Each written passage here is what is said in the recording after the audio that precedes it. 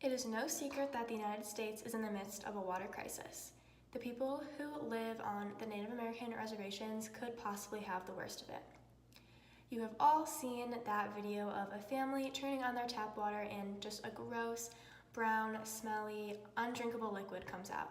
And most people associate these stories with Flint, Michigan. However, the Native American people who live on the reservations have been dealing with this for so long. Some people have lived their whole life on the reservations and have never had clean running water. And the main cause of this is due to uranium contamination in the water supply. The lack of support that the Native American population receives from the government and then from the general population makes this issue somewhat unknown. And that's really sad that, some of United States citizens don't have access to clean drinking water and haven't for so many years. So now that poses the question, what can we do to solve this problem? Now, before we talk about solutions, I just want to briefly mention what has already been done by the government to fix this issue. In 2017, the government published their Global Water Strategy, which included their ideas to fix the problem of contaminated water across the entire country. According to the U.S. Global Water Strategy, their plan for action is to invest in sustainable infrastructure, water conservation, and the improvement of technology that monitor the quality of water.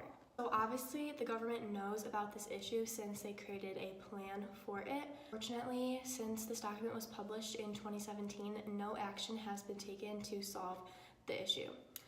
But don't worry, there are plenty of other solutions that I'm going to get into right now.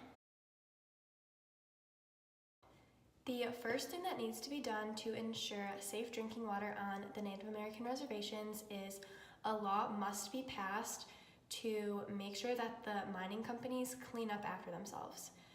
The main reason for the contamination of the water sources is uranium wastes are being seeped into the water system. So the very first step has to be that the government passes a law that requires companies to clean up after themselves and take care of their wastes. Because once we get new water systems, we can't have them recontaminated the same way that they were in the past. So the companies really have to clean up after themselves and just do everyone a favor by cleaning up. So once that this law is passed, other solutions can start. So the first one I would like to talk about is having the government continue to help clean up the reservations and continue to provide aid. So they would come in, they would redo all of the water systems, replace the pipes, clean up all the contamination, and really just start fresh. And this is a lot to ask for, but it's really necessary for these people to survive. And according to the Drinking Water Infrastructure Needs Survey published by the Environmental Protection Agency, it is estimated at over $2 billion is needed to really start fresh in the reservations. Relying on the government to fix the issue of water contamination, I believe, is kind of an unrealistic goal. The government is already making cuts to the EPA and they really don't prioritize environmental issues like water contamination. And even if they were to provide aid to get clean water, they wouldn't do it in the Native American communities. And because of this lack of support from the government, some members of the Native American community are forced to take measures into their own hands. This is Darlene Avizo, and she is known to her community as the Water Lady. She is known as a hero to the Navajo Nation. Every morning, Darlene fills up her yellow truck and delivers water to as many homes as possible.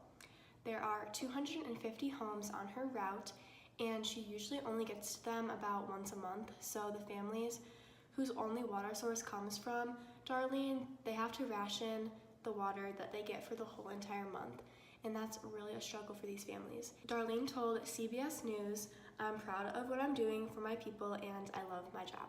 The last solution, which I believe is the best solution, is to provide aid for nonprofit organizations that are constantly working toward getting water to humans. So there are countless nonprofit organizations around the world that their sole purpose is to provide clean drinking water. Some of the most famous are Dig Deep, UNICEF, Project Wet, Charity Water, and the Water Project. So All of these organizations and more, they're constantly working toward getting clean drinking water, so I think that they are the best people to actually fix this problem. One organization that I want to talk just a little bit more about is Dig Deep, because it's very relevant to our topic, because Dig Deep is mainly focusing on getting water to the Native Americans. Dig Deep's mission statement is, "We're a human rights nonprofit working to ensure that every American has clean running water forever." And they are currently working on something called the Navajo Water Project, which, as we know, all of the Native American water sources are contaminated with uranium, so it's undrinkable. Dig Deep's solution for this problem is to create gravity-fed storage tanks that can be hooked up to the faucets to provide running water.